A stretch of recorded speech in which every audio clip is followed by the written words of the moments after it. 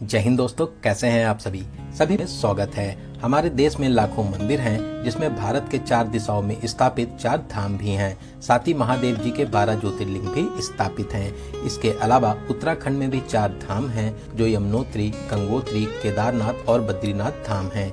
इन्हें मिनी 4 धाम कहते हैं। तो आज के इस खास और इन्फॉर्मेटिव वीडियो में मैं आपको भगवान शंकर के 12 ज्योतिर्लिंगों में से एक और उत्तराखंड के 4 धामों में से सबसे प्रमुख धाम श्री केदारनाथ यात्रा की संपूर्ण जानकारी बताऊंगा। तो अगर आप भी आने वाले दिनों में केदारनाथ यात्रा की प्लानिंग बना रहे हैं तो ये वीडियो आपकी बहुत हेल्प करेगा। इस वीडियो में जानेंगे आप यहाँ तक कैसे पहुँचेंगे, रुकने के लिए होटल, टेंट या धर्मशाला कहाँ पर लें, यात्रा का रजिस्ट्रेशन कैसे करें, यात्रा करने का सही तरीका क्या है, यात्रा में जरूरी चीजें क्या ले जाएं, हेलीकॉप्टर की बुकिंग कैसे करें और वीडियो के लास्ट में बात करेंगे संपूर्ण बजट की। तो श्री केदारनाथ यात्रा की A to Z complete information के लिए वीडियो को एक बार पूरा जरूर देखें। दोस्तों, इस साल 2025 में 4 धाम यात्रा 30 अप्रैल से शुरू हो रही है। यमुनोत्री और गंगोत्री जी के कपाट 30 अप्रैल को खुलेंगे, केदारनाथ जी के कपाट 2 मई और श्री बद्रीनाथ जी के कपाट 4 मई को खोले जाएंगे, जो करीब 6 महीने तक खुले रहेंगे। दोस्तों, इन 4 धामों में से केदारनाथ धाम की यात्रा सबसे कठिन होती है। साथ ही यहीं पर सबसे ज्यादा भक्त दर्शन करने के लिए आते हैं। तो चलिए फिर एकदम शुरू से शुरू करते हैं और जानते हैं आप यहाँ तक कैसे पहुँचेंगे। दोस्तों, हम लोगों की यात्रा शुरू होती है हरिद्वार या ऋषिकेश से। बात करें ट्रेन की तो हरिद्वार में वेल कनेक्टेड रेलवे स्टेशन है। इसके अलावा आप ट्रेन के माध्यम से ऋषिकेश भी जा सकते हैं। यहाँ से केदारनाथ धाम की दूरी 220 किलोमीटर रह जाती है। इस दूरी को आपको बाय रोड ही पूरा करना होता है। वहीं इस यात्रा का nearest airport jolly grant airport Dehradun में है, जो हरिद्वार से लगभग 40 किलोमीटर दूरी पर स्थित है। आपको हरिद्वार और ऋषिकेश में रुकने के लिए बहुत से होटल और धर्मशाला मिल जाएंगे। आप हर की पौड़ी पर स्नान करने के बाद में इस पावन यात्रा को शुरू कर सकते हैं। तो चलिए जानते हैं केदारनाथ तक जाने के लिए क्या क्या माध्यम रहते हैं।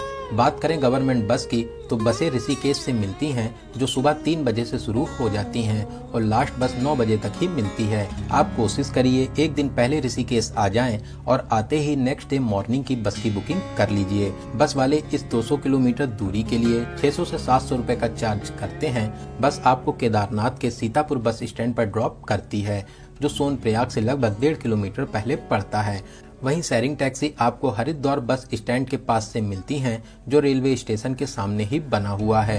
शेयरिंग टैक्सी में इस 220 किलोमीटर दूरी के लिए 1200 से 1500 रुपए चार्ज करते हैं। इसके अलावा प्राइवेट टैक्सी वाले एक साइड का 8000 से 10,000 रुपए का चार्ज करते हैं।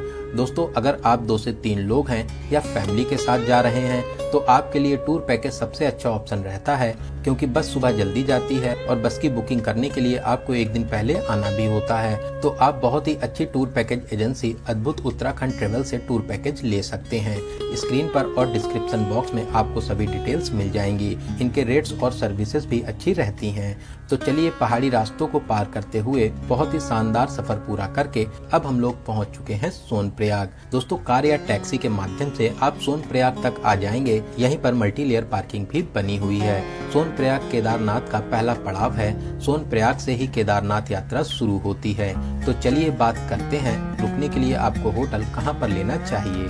दोस्तों, आप सोनप्रयाग, गौरीकुंड या सीतापुर में होटल ले सकते हैं। इसके अलावा सोनप्रयाग से करीब 20 किलोमीटर पहले फाटा, सिरसी या गुप्त काशी में भी रुक सकते हैं। इनकी स्टार्टिंग 2000 से 2500 में हो जाती है, लेकिन मई और जून में जब बहुत ज्यादा भीड़ होती है तो इनके रेट्स हाई भी हो जाते हैं। तो चलिए अब हम लोग सोनप्रयाग से आगे की यात्रा शुरू करते हैं। दोस्तों, आप सोनप्रयाग से जल्दी सुबह 3 से 4 बजे निकलें, जिससे आप केदारनाथ टाइम से पहुंच जाएं। सोनप्रयाग से गौरीकुंड तक 5 किलोमीटर के लिए यहाँ की गवर्नमेंट बुलेरो चलती हैं, जिसमें 50 से 70 रुपए देकर आप गौरीकुंड तक पहुंच जाएंगे।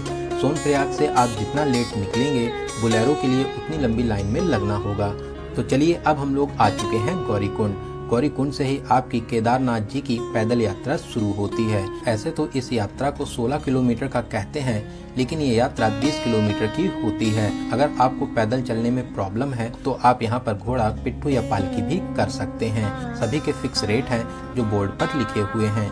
इसके अलावा चढ़ाई के दौरान भी बीच में घोड़ा और पिट्ठू मिल जाते हैं। आप चढ़ाई करते हुए जंगल चट्टी, भीमबली, रामबाड़ा, छोटी लिंचोली बड़ी लिंचोली को पार करते हुए 8 से 10 घंटे में केदारनाथ बेस कैंप के पास में पहुंच जाएंगे। रास्ते में खाने पीने की सभी फैसिलिटीज मिलती हैं। इसके अलावा अगर आपको हेल्थ से रिलेटेड कोई भी परेशानी लगे तो जगह जगह पर क्लिनिक बने हुए हैं जहां से आप मेडिसिन ले सकते हैं। यहाँ पर सभी सुविधाएं फ्री में मिलती हैं। तो चलिए केदारनाथ पहुंचने के बाद में बात करते हैं यहाँ पर रुकने की क्या फैसिलिटीज हैं। दोस्तों यहाँ पर आपको प्राइवेट टेंट्स मिल जाएंगे जिनकी स्टार्टिंग 500 रुपए से हो जाती है। इसके अलावा यहाँ पर आपको GMVN के टेंट भी मिल जाते हैं। आप इसकी बुकिंग पहले से ऑनलाइन कर सकते हैं या फिर आप यहाँ पर आकर ऑन द स्पॉट इसकी बुकिंग करा सकते हैं। ऑनलाइन बुकिंग करना ज़्यादा अच्छा रहता है। वहीं अगर आपका बजट अच्छा है तो आप यहाँ पर कॉटेज भी बुक कर सकते हैं। सभी के रेट्स अलग अलग रहते हैं। वेबसाइट पर आपको सभी डिटेल्स मिल जाएंगी। तो चलिए रात में हम लोग अपने टेंट में आराम करेंगे और अगले दिन जल्दी सुबह उठकर स्नान करने के बाद में दर्शन के लिए चलेंगे। दोस्तों आप जितना जल्दी जाएंगे भीड़ उतना कम मिलेगी। तो प्रसाद लेकर लाइन में लगकर मंदिर में प्रवेश करेंगे। श्री केदारनाथ ज्योतिर्लिंग के दर्शन कर जीवन को सफल बनाएंगे। महादेव आपकी सभी मनोकामनाओं को जरूर पूरा करेंगे। दोस्तों ये स्थान सभी का ड्रीम प्लेस है, तो आप भी प्लान जरूर बनाएं। महादेव आपको दर्शन के लिए जरूर बुलाएंगे। इसके अलावा दर्शन करने के बाद में मंदिर परिसर में कुछ देर जरूर बैठें। यहाँ पर बैठकर आपको बहुत ही सुकून मिलेगा। फिर उसके बाद में आप सोनप्रयाग के लिए वापसी कर सकते हैं। बात करते हैं यात्रा के दौरान आपको कौन सी बातों का विशेष ध्यान देना चाहिए। दोस्तों रास्ते में आपको शॉर्टकट मिलेंगे, लेकिन आप शॉर्टकट का प्रयोग एकदम न करें। आराम करते हुए चढ़ाई को करें। जगह जगह पर नींबू पानी, खीरा और फल खाते रहें। अपने साथ में ड्राई फ्रूट्स जरूर रखें। चढ़ाई के समय आप कम से कम सामान ऊपर ले जाइए। इसके अलावा अच्छे से गर्म कपड़े पहने।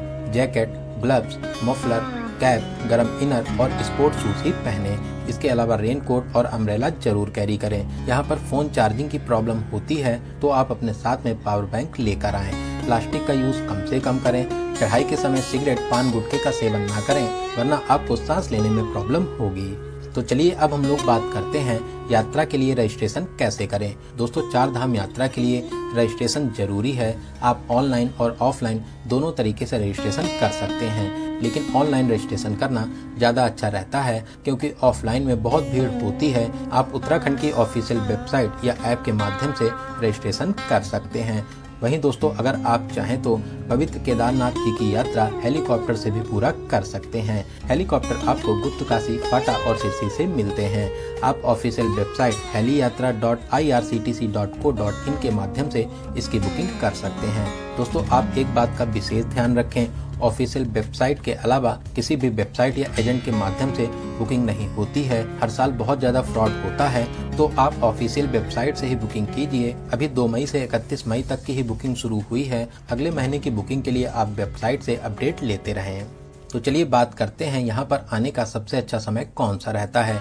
दोस्तों ऐसे तो 6 महीने ही कपाट खुले रहते हैं, लेकिन मई और जून में सबसे ज्यादा भीड़ होती है। इसके अलावा सितंबर और अक्टूबर भी अच्छा समय माना जाता है। जुलाई और अगस्त में बारिश का टाइम रहता है, तो आप चाहें तो उस टाइम को अवॉइड भी कर सकते हैं। बात करें आपको कितने दिनों का टूर प्लान बनाना चाहिए। दोस्तों अगर आप हरिद्वार या ऋषिकेश से आने जाने का प्लान बनाते हैं और आप पैदल यात्रा करते हैं तो फिर आप 5 डेज और 4 नाइट का प्लान बना सकते हैं। इतने टाइम में आप बहुत ही अच्छे तरीके से इस पावन यात्रा को पूरा कर लेंगे। तो चलिए अब हम लोग बात करते हैं बजट की। दोस्तों अगर आप बस से आना जाना करते हैं, साथ ही आप इस यात्रा को पैदल करते हैं, तो फिर आप मान के चलिए कि 8,000 से 10,000 प्लस ट्रेन टिकट, इतने बजट में आप बहुत ही अच्छे तरीके से इस पावन यात्रा को पूरा कर लेंगे। वहीं दोस्तों अगर आप बिना किसी परेशानी और बिना किसी भागा दौड़ी के बहुत ही अच्छे तरीके से इस यात्रा को पूरा करना चाहते हैं, तो आपके लिए टूर पैकेज भी एक अच्छा ऑप्शन रहता है। आप बहुत ही अच्छी टूर पैकेज एजेंसी अद्भुत उत्तराखंड ट्रेवल से टूर पैकेज ले सकते हैं। स्क्रीन पर और डिस्क्रिप्शन बॉक्स में आपको सभी डिटेल्स मिल जाएंगी। आप बात करके अपने टूर पैकेज की डील को फिक्स कर सकते हैं। तो दोस्तों यहाँ पर मैंने आपको श्री केदारनाथ जी की यात्रा से रिलेटेड हर एक छोटी बड़ी जानकारी को बहुत ही अच्छे और सही से देने की पूरी कोशिश की है। अगर फिर भी आपके कोई क्वेश्चन रह जाते हैं तो आप हमें कमेंट के माध्यम से पूछ सकते हैं।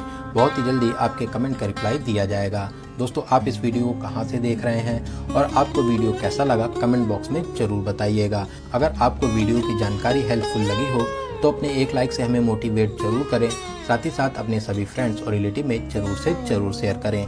वहीं अगर अभी तक आप हमारी फैमिली यात्रा मित्र से नहीं जुड़े हैं तो प्लीज़ चैनल को सब्सक्राइब जरूर करें। साथ ही साथ बेल आइकन प्रेस करने के बाद में ऑल नोटिफिकेशन को जरूर क्लिक करें। तो चलिए दोस्तों, अब मिलते हैं किसी ऐसे इन्फॉर्मेटिव वीडियोज़ में। तब तक आप अपना और अपने परिवार का बहुत ज़्यादा ख्याल रखें। आपकी यात्रा सफल, सुगम और मंगलमय हो। जय हिंद, जय भारत, हर हर महादेव।